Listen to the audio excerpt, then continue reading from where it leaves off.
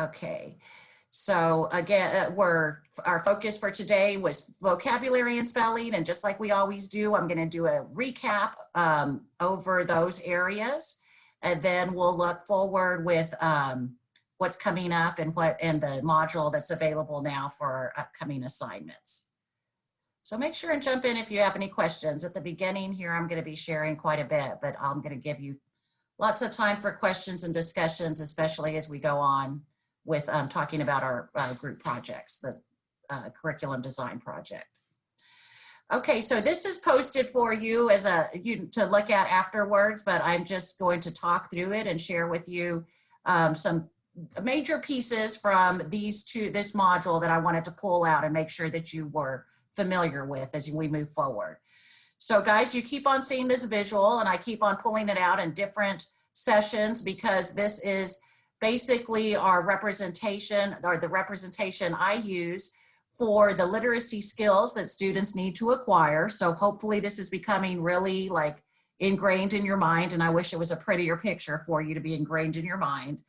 But the idea being that each of these skills is critical, a huge component to student success in reading and writing. And so we have to understand each of them. And when it comes to understanding them, it's what does that area mean? How do I define it? What are the components of it? What are the assessments that I do as a teacher to address the area? And then after I do the assessments in that area, how do I analyze those assessments to plan lessons and target different student needs in the area? And so along with the understanding of how to do all of those things in each of these areas, we have to understand what happens for our diverse learners in this area and how do I address those needs. And so it's a lot of different, we've done those visuals to help us because so many different pieces we have to understand for each component. And so that's why slowly but surely we've worked through each one, and we're continuing to work through each one. And so at this point, we're worked through the oral language part. You've studied about phonological awareness, which includes the phonemic awareness and phonics. And now we're getting up here into these different skills that without them, we couldn't be flying in a balanced way in the air. So all of these are key components that without one of them, or if we're stronger in one and weaker in the other, it's going to impact who we are as readers and writers. And so we have to understand the development and where we need to come in to intervene with our students if they're struggling. So our focus this week was on vocabulary, or for the past couple of weeks, the vocabulary and the spelling areas. And so understanding what those are, what are the components and the stages, and then the ways we assess it and analyze those assessments and teach it. And you'll see what's now coming up is our comprehension and fluency piece. So that's a big piece also, what we're about to start delving into. So let's look a little bit about the things that I wanted to make sure we pointed out from vocabulary and also from spelling.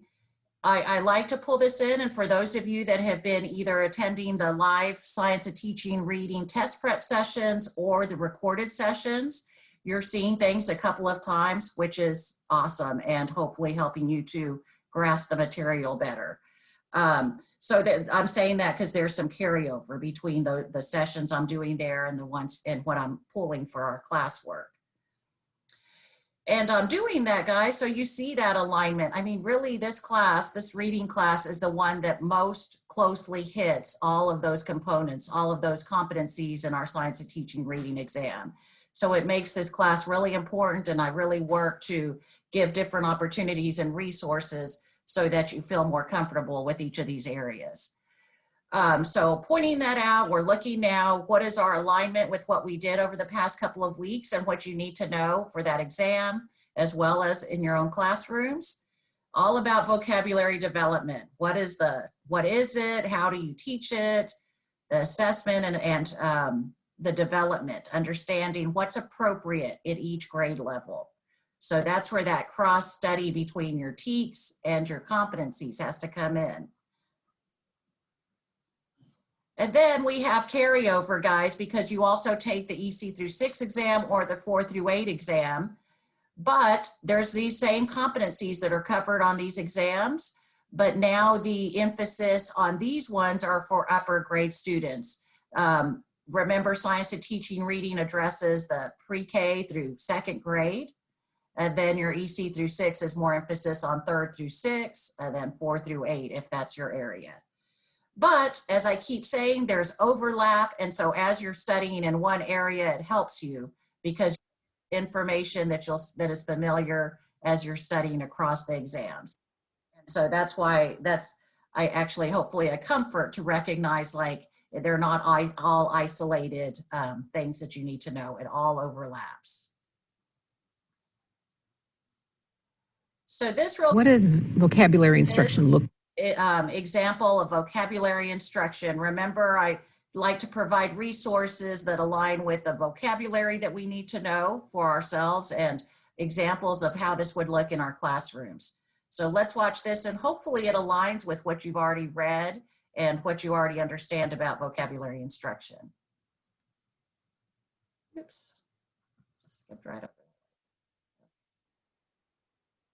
What does vocabulary instruction look like? What should it look like? Well, you would see little kids, or not so little kids, learning very interesting words, sophisticated words, what's called tier 2 words, what some of us will call hard words. They're low frequency words in oral language. They appear in printed language, in written text. So that's what you'd see, traces of that. You'd see them talking about the word. You'd see them trying to distinguish whether one use of the word, example of a word, was a good one and one was not. You'd see them trying to develop a situation that would use the word. So you'd see lots of interesting talk and directed talk about a word, a sophisticated word.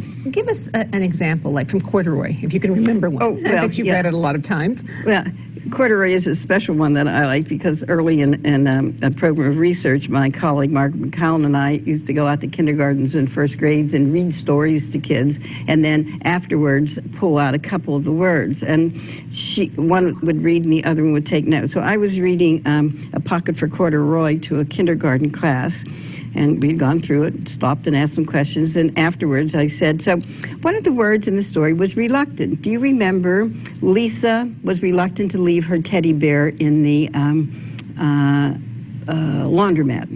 I'm reluctant to ride a roller coaster, so I tried to expand the use of it. Some children are reluctant to eat spinach. Could you tell me something you'd be reluctant to do? And one said, I'd be reluctant to leave my teddy bear in the laundromat. And I went, just like Lisa. Could you tell me, and that's what they will do. Could you tell me something that is not like Lisa? I'd be reluctant to leave my teddy bear in the supermarket. Oh, yeah, that's different. Then went on until finally I'd be reluctant to leave my drums. This was right after Christmas at my friend's house. And then it clicked in my head that reluctant means having something to do with leaving something. So I said, could you tell me something that you'd be reluctant to do that has nothing to do with leaving anything? And I probably got the best answer I've ever gotten from kindergarten through doctoral programs. And this little 5-year-old raised her hand and said, I'd be reluctant to change a baby's diaper. Now, I do believe that every child will pass that item on her college entrance exam because the example was so superb. Okay, so a nice example there, guys, of using those tier 2 words, which hopefully you recognize that term as we thought about, because we have those 3 tiers of words. In a minute, I have a nice visual to help you with that. But we want to understand what types of words fall under each tier and the way instruction looks. So she's talking about words that are at tier 2 that you find in different contexts. And I made a note because it's important when we're studying vocabulary and teaching vocabulary that you put it in some context so that it makes more sense. And so you heard her talking about the book Corduroy and pulling that vocabulary word out of that children's book. And so that's why I like this video, because it's not just, we're going to learn this word and here's the definition, look it up, now use it in a sentence. No, it's, look, we encountered this word as we're reading. This is very natural. It always happens. And what do we need to do to figure out what it means? And now let's have a discussion around that.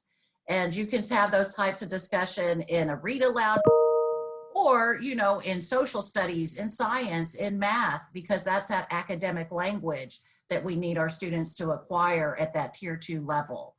And so at the very beginning, she said something like, they might be, you would see little children or older children, you know, because she corrected herself.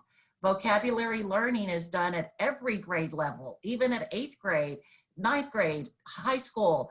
And the difference is the types of words and the ways that you're helping students to understand the meaning of them. And so we have to see vocabulary development on a progression of stages, and that it really never ends. We're still learning new words as we read more books and have more conversations. So I wanted to point out those couple of things from what she had said there. And now this is going a little bit further. I like this little tour of a classroom to see what's included when we're thinking about vocabulary development. The various district assessments that a teacher has to administer over the course of a year can contain some language that students are not necessarily familiar with. And you need to be careful not to assume that they know what the language means, because it can change the outcome of the assessment. So throughout the year, we take some of those specific words and define them together. And then throughout the year, I use them in my own assessments so that students are consistently familiar with them and they understand what the words mean. For example, if you're asking the students to draw a picture of something, you might want to use the word diagram, a word that you've defined with the students, so that they know when they see that word diagram in their district assessment, they will know what it's asking them to actually do. So that's just a quick little snippet, because it helps you to remember how you're using language and how just changing one term or concept makes a difference, and there's carryover in different areas. She's referring to the district assessment, which of course is important, but more than anything, we want to see the vocabulary development carry over into oral language and helping us to get into more complex and harder texts and writing more complex stories. So making those connections with students is going to be key. I think hopefully by now you see this pattern in each of these areas, whether it's phonological awareness, vocabulary, spelling, their stages of development in writing, everything in each area. And so when it comes to sight word development, it's the same thing. And understanding where our students are in these stages helps us to move forward with instruction. And so again, we do an assessment such as a sight word list, and we see what students are doing to help them when they say the word, and the way that they're saying the word, whether it's all together quickly or they're pulling it apart by phonemes or by syllables. All of that helps us to know what stage they fall into. And so this is a nice visual to help us recognize, you know, what are different stages and what are examples of what it looks like. And of course, this would align with our TEKS of what we would see at pre-kindergarten grades, where students are drawing words and doing things that help them to remember the words, and then continuing on to first, second grade, where they're more sophisticated.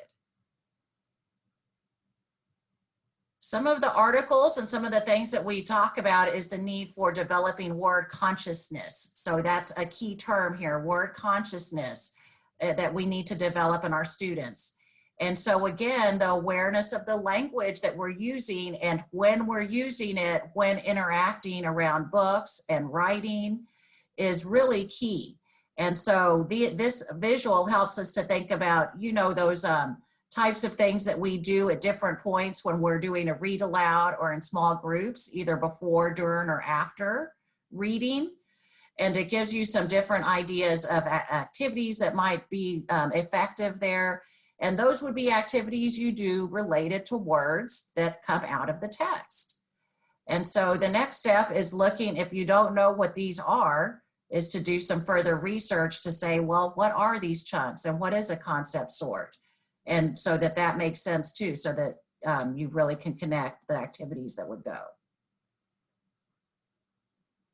Here's that visual of the 1, 2, and 3 tier words. And so we like this example of like what we had just heard about. So the tier 1 words are words in our everyday speech. And then the tier 2 words are high frequency words that occur across contexts. So they're a little harder, but more common but not as common as in the tier 1 words. So they have some examples there: hilarious, endure, like she said, reluctant. And then the more difficult words, they're low frequency words. They don't come up as often. And those are the content specific words, you know, that you find in social studies or science: atom, molecule, continent. So understanding that that different words and vocabulary fall into different tiers impacts the way that we teach them. Tier 1 words, those are the sight words. And it says they rarely require direct instruction. Those are the sight words that we basically tell our students. They come up all the time in reading. You need to know them. We might be doing flashcards, bingo, things like that. But bottom line is we don't want them to have to decode those words. They should look at them and do them quickly. And so they get progressively more difficult. So understanding these tiers as a teacher is going to impact your assessments, guys, and the instruction that you give following it. And then when it comes to our exam, some of the practice questions, they flat out say, here's what the teacher is doing, here's the words that she's working on, which tier do these vocabulary words fall under? And so really understanding these different categories is going to be key. Okay, so now I want to address spelling before we get into looking at the work that you did, specifically that spelling activity. Spelling falls under, when we're aligning with our standards in science of teaching reading, it's under competency 6 with word identification skills, the related spelling skills that you need to understand. And so if you look closely at, if you're looking in your binder at this competency, the descriptive statements that follow clearly address the development of spelling and how you're assessing and developing that area as well. So a lot of times, guys, we say, oh, I understand about teaching spelling because I had my weekly word list that I used to get on Mondays as a student, and on Friday I would take a test, and you know, if you got a 90, then you could take it again and make 100 or less than a 90, I guess. And so we really, a lot of us, that was our spelling experience. And so we have to address this area and be prepared for a bit of a shift in our understanding in how to teach and assess and then instruct with spelling. And that's why I pulled this piece out and why you really want to look at it more closely, because this is where you might not be able to use your prior experience with what's most effective teaching in this area. So let's watch this brief little video and talk a little bit more about spelling after. That looks like an L-N-O, so maybe he just wrote it closely together.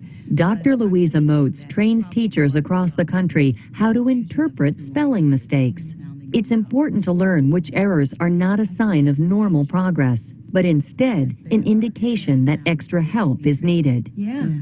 The other thing that struck me about this was this word here. Something didn't feel right. Dog knocked. I think this is knocked down a glass cup. She meant knocked, and she did put the T instead of the ED because of what you just mentioned about the T, the ED sound sometimes sounding like T at the end. Mm-hmm. Again, and then with glass cup, she spelled it class cup. Mm-hmm. So again, she's confusing the G sound with the K sound. Yeah. Professional development is absolutely critical. It should be going on steadily. It should involve in-depth coursework in the major components of teaching reading. and a combination of theory with practice. And that should be followed up with in-class support, so teachers can be shown how you actually do things and get feedback on their own implementation of components of the lesson. It's really common that if children have those phonemic processing problems you were talking about, that sounds that are very much alike might show up as being confused in their spelling. And I would just encourage you to always go back to that basic activity of sounding out the sounds in a syllable as she's writing. Professional development, led by experts, is the key for teachers who want to offer struggling readers the most effective help they can. So a couple of key things that stand out here is that they are using a student's writing sample to analyze the student's spelling skills to see what's easier and where it's more difficult. And so this is already different possibly from our own experience with spelling instruction. You know, there isn't a prescribed list of the week. Your spelling list, it might be different from your classmate's spelling list. And that's because the most effective way to work on spelling and to help your students get to the next stage is for them to work on words that they know, that are familiar with, that they are familiar with, and that they're already using in their writing. And so how much more effective is it going to be now to after this conference, like between this teacher and this instructor, you know, for that teacher then to go sit with that student who wrote that writing sample and to say, you wrote not here, and show them how the ED takes the place of that T, but it sure does make sense the way that they were hearing that and put T as a substitution. So this is really helping us to see how our spelling instruction needs to be more individualized, and that assessment part is key so that you are addressing your students' actual needs, not just here's the list of the week and it's going to be too hard for some, too easy for others, and just right for a few. And that's not our goal as a teacher. We want to be targeting everybody. So comment on spelling before I go on. What do you all think about that? Or as you pull in your prior experiences, or think about what's most effective for spelling instruction as we look at these stages here. Anybody jump in? Just a little feedback on the spelling piece.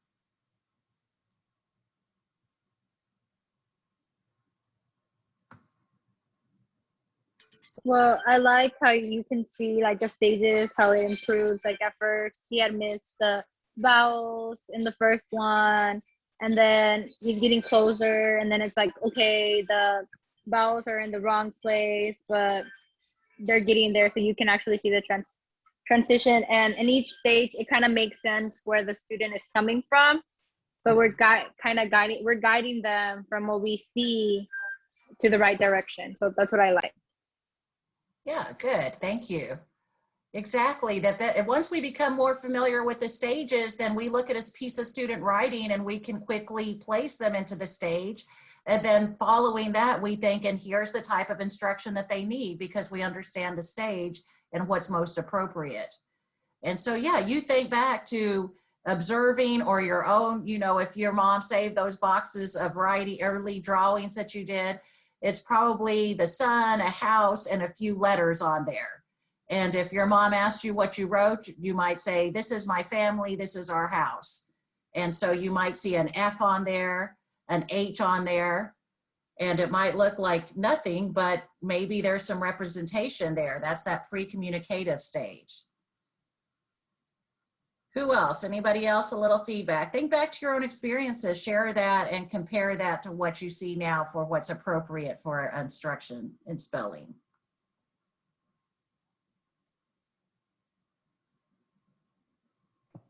I remember when I used to teach APK and they would have to do some kind of writing. I could see what they were trying to say, but it wouldn't be spelled correctly. But when they would read it, they knew what they were saying, because that's how the way they wrote is how the way that when they say is the way they write it. So it was easy for them to read, but sometimes I had a little bit of trouble reading it. but then I would ask them and they knew right away what they were saying. So I was kind of, cool seeing that, that they could obviously see what they had written in, because that's the way they say it. Exactly. That's the way they say it. That's what they're doing at the beginning is I say it this way, so I'm going to spell it that way. And sometimes those students that have spelling, speech difficulties, you see that come out in the way that they're spelling because they're hearing sounds that others don't hear that aren't really there because of their speech problems. And so I see like looking at a writing sample almost like a puzzle piece. For one, can I really understand what the student is trying to say? Can I interpret, the letters and their message if they are in those early stages? And what helps you also, obviously, is the more that you have the students in class, your own group of students. After a while, you get a piece of writing that some say, oh my gosh, it's just a bunch of letters. And you say, no, he says that he's going to the party with his brother and they're going to have cake. So this is really an interesting piece, if you're really to get involved in where your students fall and the progression that they're taking and how that aligns with their oral language. And then if there is a full pattern between the way that they're spelling and writing and the way that they're reading, because often they have issues like these, I like dogs, and they'll spell it like this, but then they can read I like dogs in a book. And so that's where we tell them, look, if you can read it, you can write it. And so you help them to make that connection because again, when we put it into a context with those pictures and knowing the story, it helps them to have those strategies to help them solve those words. So it's really a big puzzle piece, a lot of interesting things there that you can learn about your students. And also that, this example of I like dogs, that this would be the way they always spell like. This is the way they always spell dog. And so you get an idea of, they're very much in this pattern and ready to move out of it if they're consistent in the way that they're spelling words. Okay, and that's what I have for you there as far as just our little presentation. I just pull out some things that are important and that are key that I want to make sure that we're understanding. But before we go on, I was going to have us go into small groups. I might still do that, but I want to make sure that we've got this understanding of that spelling assessment. This is what some of you were struggling with, and maybe I did see many of you have already submitted it, so maybe you don't have questions around it. But this is something we do need to understand. And this is one thing that I do want you to do with your individual students, but I didn't have everything prepared for today. I don't have the videos that I want of Jackson prepared, uploaded into YouTube. And so I pulled that off so that I can get all of that organized and get it all up together. And then I'll share that with you and you'll be ready to move forward with everything ready. And of course, I'll adjust that due date to accommodate that extra time. So I just want to make sure that, and that's why, because I wanted to finish up with getting all of the examples that matched up with the assessment. So we're kind of on a little break from that project, the one-to-one work, but for you not to be confused from week to week, let me go ahead and show you before I go on with this. Just make sure, guys, that every week you're going into our module for that week. And I need to kind of collapse the ones that were passed. And what you'll see is the page of assignment details. And you want to think of this like your checklist. And so this is your first place to go to really look through what do I need to do and really follow it in a line, go through everything. And at the very end is usually the assessment. And so sometimes there's confusions because some of you go in through the assignments link and look at what's coming up. And it just doesn't provide the details there. All of the details I provide in this page on the module. So I always ask that you start out with the module, looking at our details and everything stems from there. So for example, today, this is our in-class page. And then you see that this is our assignment details and this is outlining everything that you're going to be doing over the next couple of weeks, looking at comprehension and fluency. And we'll look at that again in a minute. And sorry, I keep on going back and forth. because I want to look at the spelling work. So what I had asked you to do for spelling was this practice of looking at two different students writing and then doing the scoring. And so I heard somebody say at the beginning, I forgot to even look over there because I was like mixing it up with your one-to-one student. But hopefully now you see this is where we're the module and going through all of this. And then the page actually opened up to more information. So you got to make sure you click everything.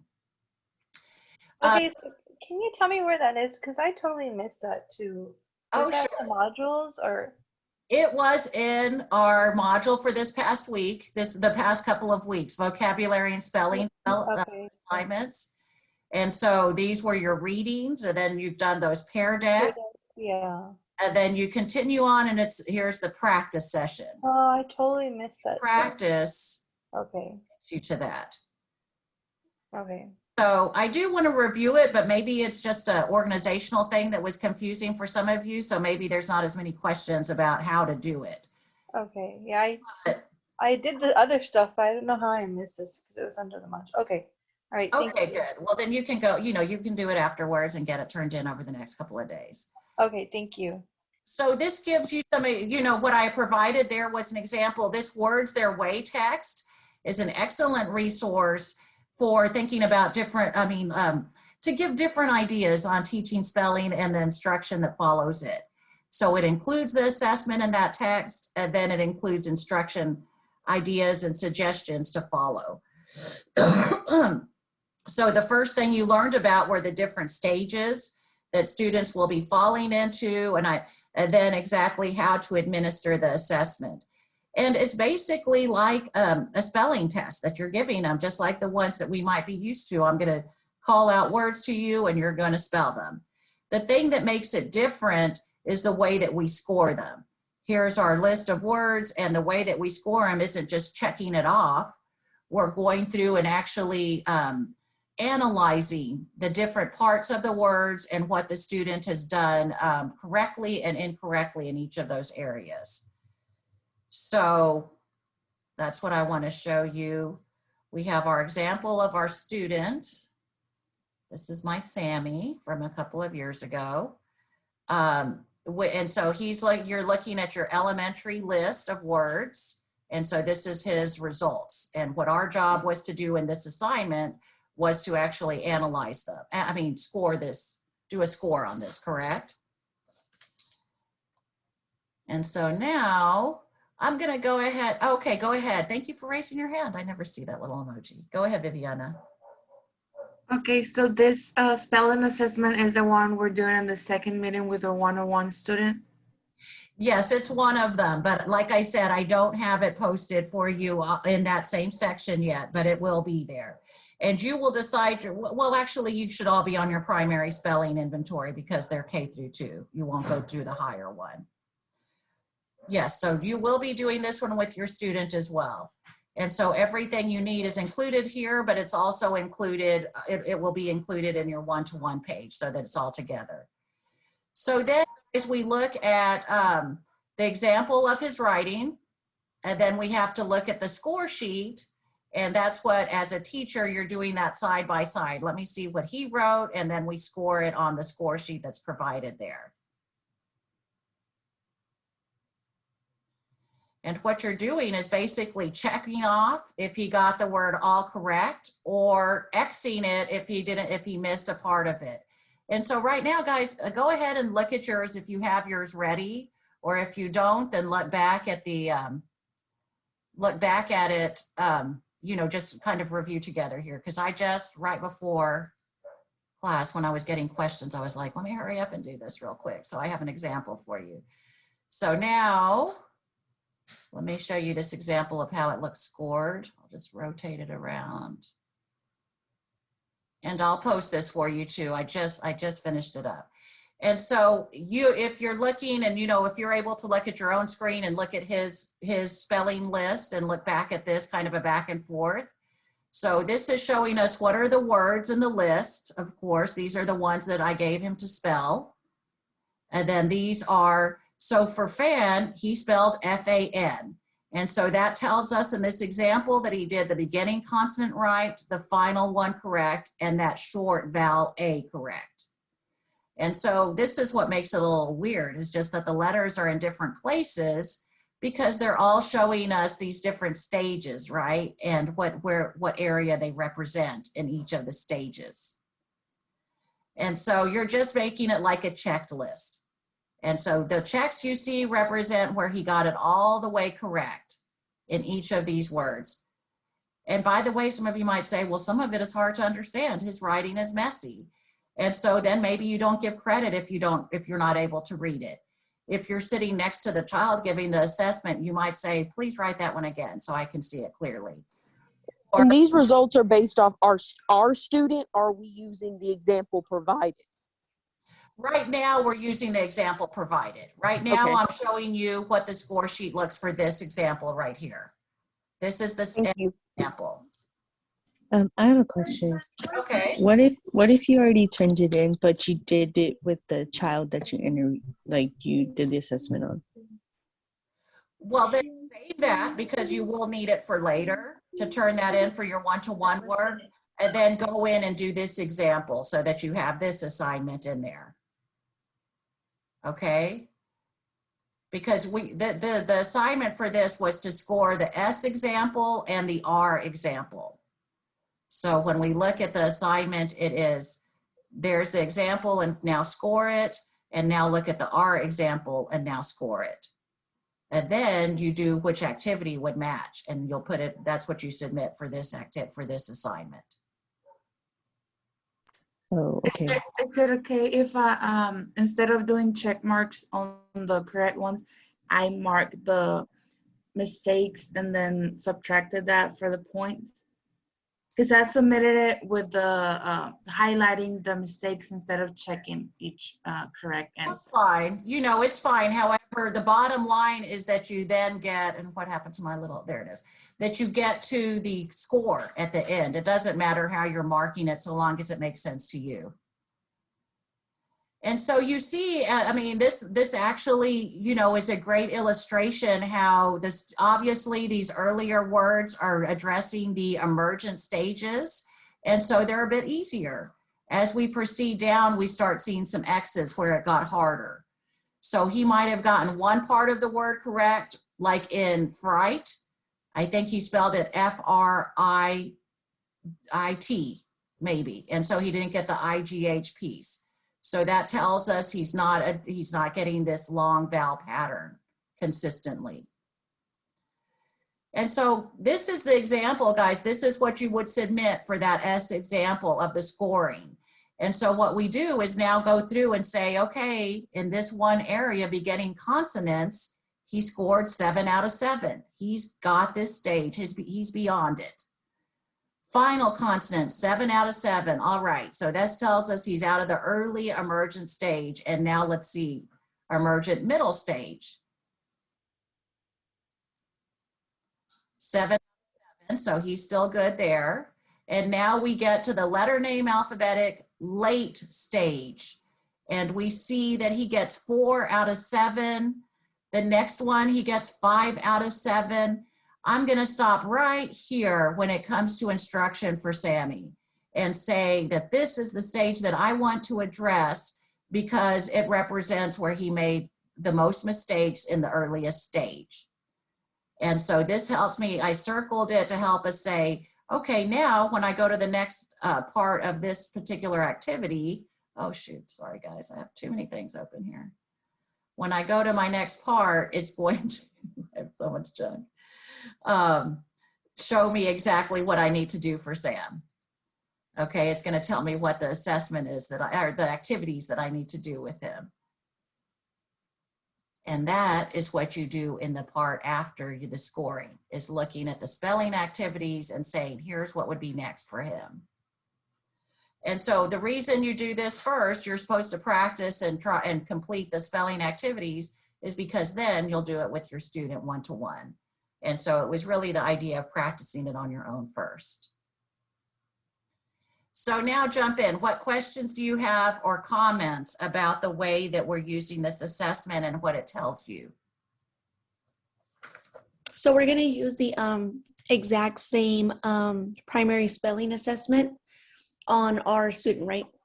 Yes, you will be. You will be doing that. So this was your practice on how to do it. And the R example is an upper elementary spelling example. That's my older son that's older. And so that's just to give you that example of what those higher level words look like and what that score sheet and those stages are. But that won't be with your individual student because they wouldn't be this high in kindergarten through second. I mean, Okay, and in a little bit, we're going to go through the 1-to-1 thing, right?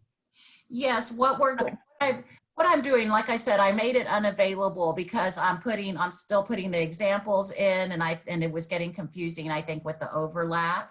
And so I'm just trying to organize it a little bit nicer so that it makes more sense. Awesome, thank you. I'm going to get that together and then I'll make it available and adjust the due dates. And what I'm going to do is just show you what all is going to be due and the way that you summarize your work, and then just give you one due date instead of a few different ones. And that way you can kind of do it among the time that you have with what's left. So that's going to get organized for you too. And to determine the stage on this spelling assessment, do they have to miss more than 3 categories? Because I think that's what I read on the guidelines. Or is it when they miss 1? No, I like that, like with Sammy, he missed 4 out of 7 in that last stage. And I say that's, not exactly half because it's not an even number, but it's low enough to where I want to work. So I think 3, anything like at 4 or less, you would want to stop at that stage as far as instruction goes. I have a question. Okay. So the child that I interviewed, she has dyslexia, and so she gets her B's.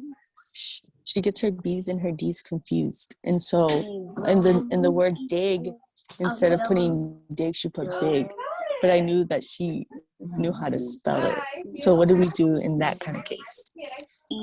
So has your student been diagnosed with dyslexia? She's getting an intervention. Yes. Okay, so then yeah, exactly. Just like you said, you know what she meant. So then you probably see a consistent pattern of the D and the B confusion, maybe a Q and P confusion.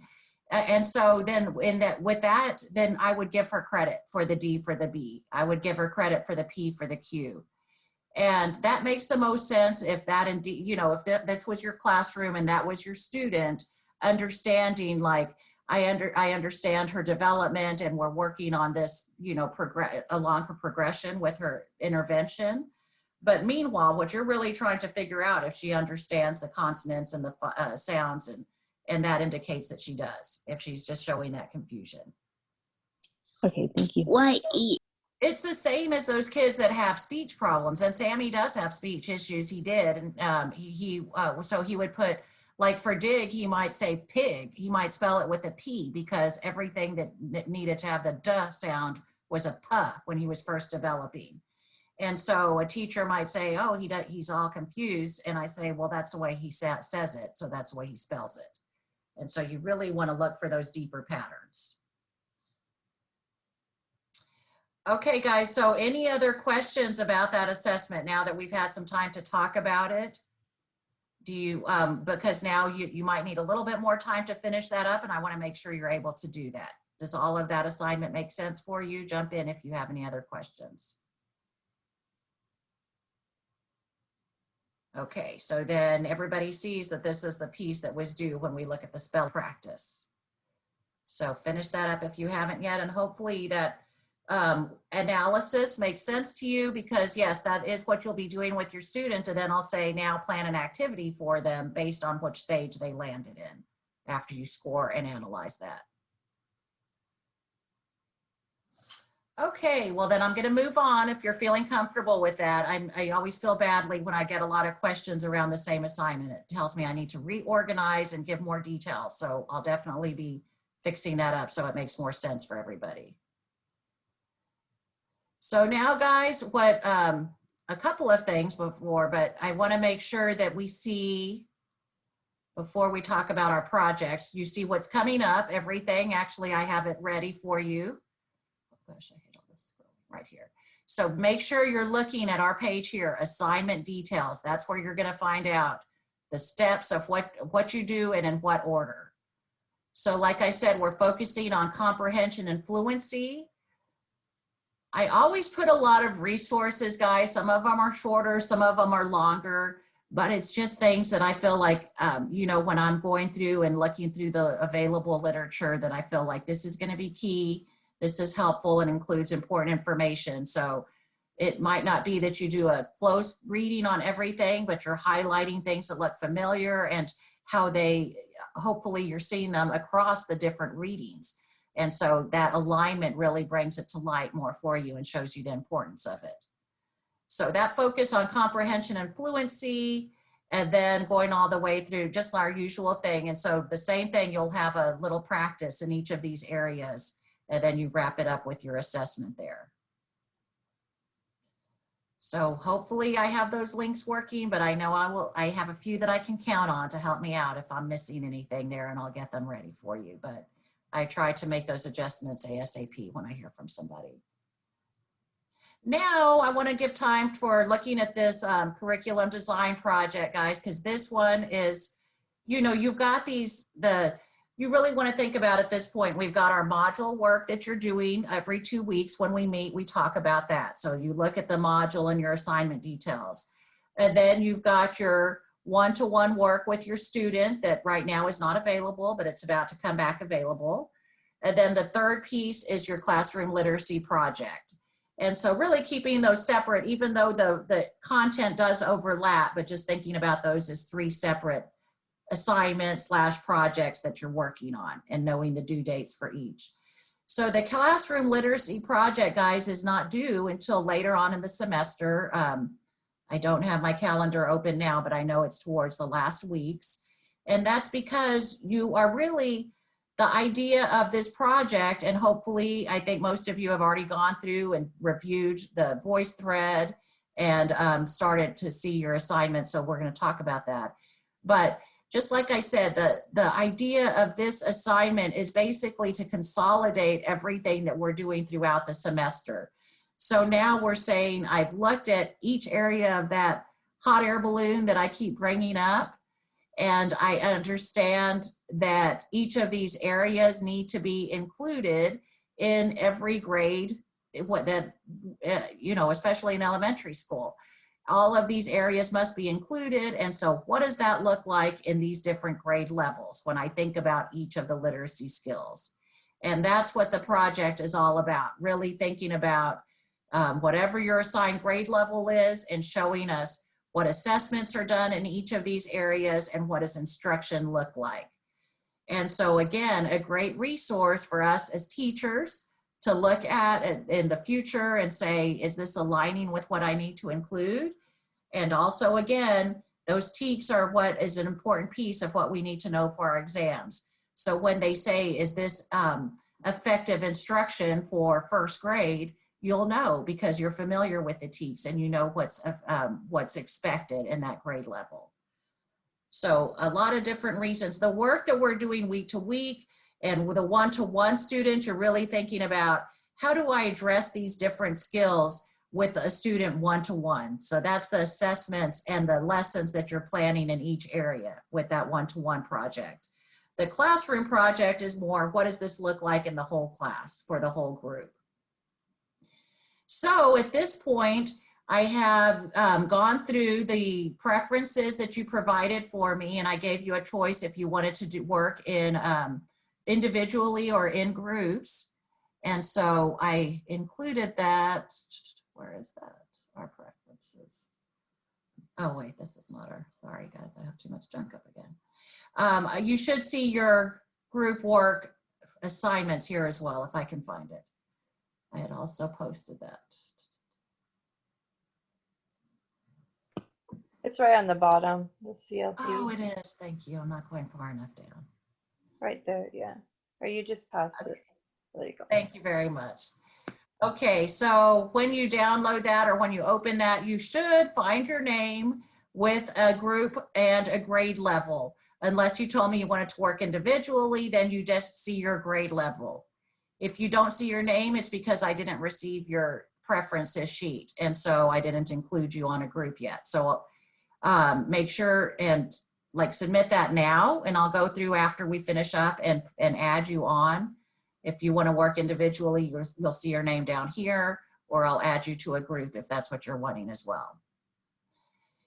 And so now it's really for you all to determine, okay, if I decided to work in a group, it's up to you and your group to begin planning and looking at the timeline for completion and the different components and getting that done within the time that you have. And so I'll always allow time for questions, and if we want to meet if you want to set up a time with your group to meet with me, but we won't be doing it during class time necessarily. And so that's where you're looking at your different, to know exactly what your grade level assignment is and to know who you're working with if you're working with anybody. So any questions on that before we kind of look at the different parts of it and make sure that you're okay with what's to be included? Okay, so make sure that you're seeing, I basically have a template or at least a resource to help you with each piece of the project. And so I think most of you have gone through and completed the session to really learn about it and understand what each piece includes. But I'm hoping like really use this page as a resource, because if you're not finding something, more than likely it's going to be included there one way or another.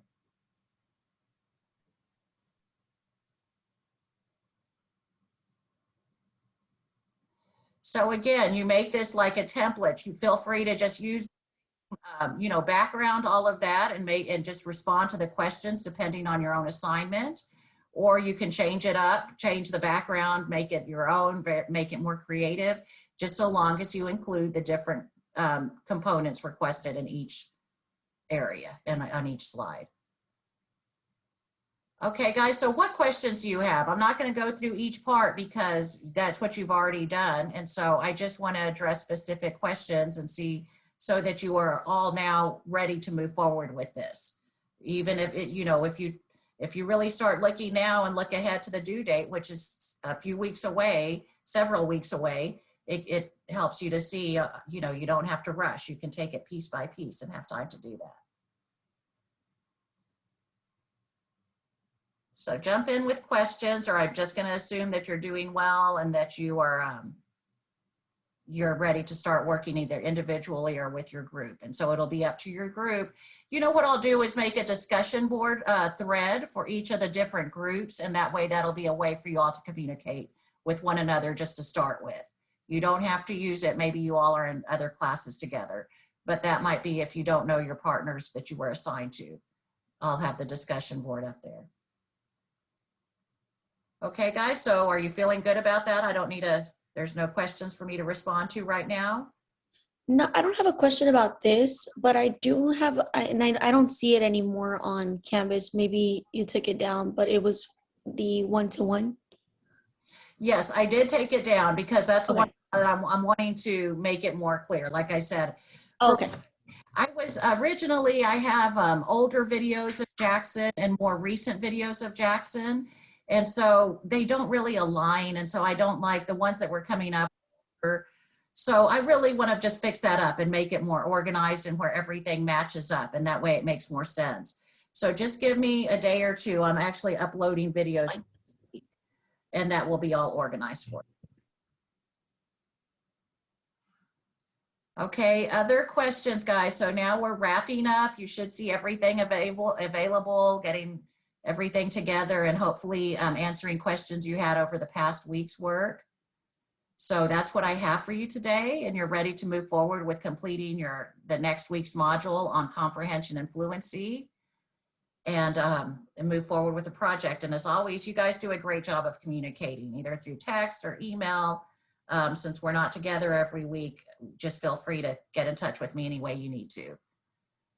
So stick around if you have a question. Otherwise, we're wrapping up, and do email me if you're seeing grades that you think are missing, or if you're missing a lot of grades, tell me what your plan is, any of that. I want to help you out. So if you're all good and no questions, we'll say bye, and I'll see you in a couple of weeks. Otherwise, I'll hang out and answer questions. Bye, guys. Thank you. Have a good week. Jump in, you good? I have a question for the class literacy project.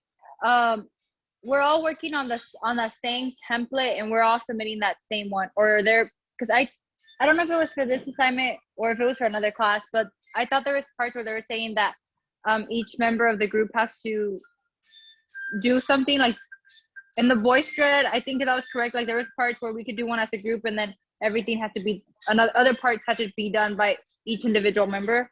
That's right. So as a group, you'll all complete the one template, but there's parts of it that each group member needs to complete together and parts of it that as a group you can complete. So for example, I think each of you need to do a lesson plan. And so there'll be 3 or 4 lesson plans included on your template where it comes to that question. And so each slide clarifies, do this one as a group or do this one individually. So look at that template and it really tells you, there's a couple of parts that you'll each do your own and other parts that you can do. Thank you. Have a great day. Okay, you too. Okay, guys, anyone else? I'll ask my question. So I had turned in the spelling thing, the spelling assignment, with my child, like with my child's results. So do you want me to just resubmit it with the actual other? Yes, I want you to, if you can, pull that one out and submit the correct assignment, but then save that one. You're already ahead by getting that done, and so you'll need that. Cut the grass. It's a line mower. Okay. Thank you so much. Okay, Yes. so don't get rid of it. It'll just go in a different place later. Okay. Thank you. Okay. No, there was no quick write today. Whoever was that, I'm sorry, they already went away. But I just didn't do that piece. I didn't add that one in. Can I ask a question? Mhm. So, as far as the 1-to-1, I did those, but did we have some due this week? Did I miss it or?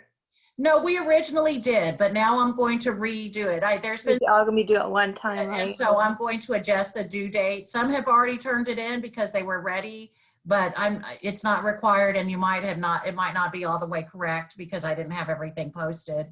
So Okay. some time to get that redone, and you'll be able to pull it off and do it. So I have the one that was due the first time. So where do I submit it? Is it under the module or is it under the 1-to-1 work or? I think that I had it back on the week that it was due. I think in that module. Okay. But if not, I'll check it out, and if I can't find it, I'll just email you. That's good. Yeah, and I'll make sure it's all organized in that project page. That's why I pulled it down, because right now it's kind of confusing. Okay, so when I saw it, there were mini lessons due. Is that correct? Yes, but they're not due now. I'm going to I'll show you. Like I said, I'm going to redesign that module a bit to make it more sense. So I shouldn't worry about that right now, or until you post. Okay. All right. Okay. Thank you so much. Yeah, and I'm sorry for that. That does show a due date of today, but for the 1-to-1 work, there's nothing due. Okay. All right. Thank you so much. Okay. Bye. Thank you. Bye. Okay. Anyone else, guys? I have a question. Okay. For the COP project, I submitted the COP assignment and said that I wanted to work on a group, but my schedule has become more hectic, and I feel like I'm not going to be able to contact my partner. So is there any possible way for me to be individual? Yeah, that's fine. I'm glad you told me. I don't want it to be hard for anybody. Yeah, I just don't want to put them into with that. Yeah, that's right. That's a good decision. So what grade level do you want to do? I'll do like first or second. It doesn't really matter. I was originally in second. Okay, well, if whatever your preference is, I was trying to get everybody's first choice in except for the group. Sometimes I had to mix them up. Okay. Okay, thank you so much. Okay, so I'll fix that up here in a second. But yeah, you can just plan to work alone. And if you can shoot out a quick message to your group, if you're able to, or at least one of them in there. Yes, I'll do that. Okay. Thank you. Okay, bye. Hello. Yes, I was going to change my group assignment to the presentation that is coming up because I might not have time. I have kids and one has been sick lately, and I might not be able to contact my partners. Okay, so the same thing, you want to work alone instead? Yes. Okay, so what grade level do you want? Can I have kinder, or it has to be the second grade? No, it doesn't have to. When you're working alone, you can get your first choice. Okay. So Okay. kinder. And I had another question for the Spanish test. I don't have a scoring sheet. Is that that comes in the assessment paperwork? You don't have where yours, what do you mean a scoring sheet? Like for the spelling inventory. Yes, let me go in and see what I need to add on that one too. It's the same thing. That was in the one-to-one work page, and so it's not available now, but I'll go in and fix it up and see what's missing. Okay. For the activity, do you want us to make an activity for that? Like for the spelling?